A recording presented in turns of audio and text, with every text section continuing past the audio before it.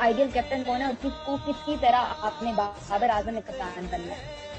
Ideal Imran Khan है। जो उनको देखा उनकी लीडरशिप और जो उनके बारे में जितना भी पुराने प्लेयरों से सुना है वो अग्रेसिव थे और बोल्ड डिसीजन लेते थे, तो कोशिश कर रहा हूँ कि वो चीज़ें उनको फॉलो करें। आइडियल कैप्टन कौन है और किसको किसकी तरह आपने बाबर आजम में कप्तान बनना है? आइडियल इमरान खान है। जो उनको देखा उनकी लीडरशिप और जो उनके बारे में जितना भी पुराने प्लेयरों से सुना है वो अग्रेसिव थे और बोल्ड डिसीजन लेते थे, तो कोशिश कर रहा हूँ कि वो चीज़ें उनको फॉलो करें। मंशूर हमारा